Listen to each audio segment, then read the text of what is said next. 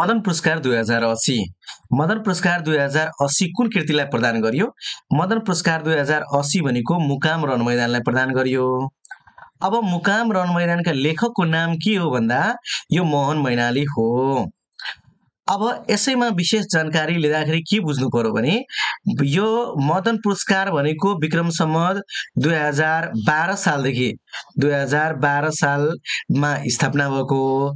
यो प्रदान भनेको कहिलेबाट गर्न थालियो भने 2013 सालबाट यो प्रदान गर्न थालियो। यो मदन पुरस्कार 2080 है।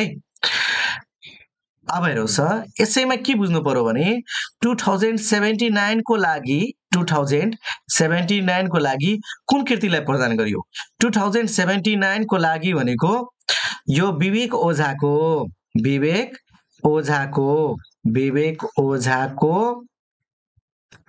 एठन कृतिलाई प्रदान गरियो। एठन कृतिलाई प्रदान गरियो। यति कुरा हामीले यसो सम्झिनुपर्छ।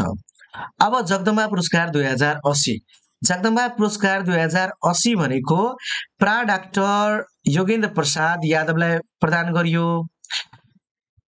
डाक्टर योगेन्द्र प्रसादलाई प्रदान गरियो। यसको स्थापना भनेको कहिले? यसको स्थापना भनेको 2045 सालमा स्थापना भएको र 45 सालबाट यो प्रदान गर्न थाल्यो। त्यसो भए 2079 को लागि कसलाई प्रदान गरियो? 2079 को लागि भनेको टेकवीर मुखियालाई। कसलाई प्रदान गरियो? टेकवीर मुखियालाई प्रदान गरियो। अब हेर्नुहोस् यो जुन मदन पुरस्कार रहेको छ यो मदन पुरस्कारको राशि हालको राशि कति रहेको छ?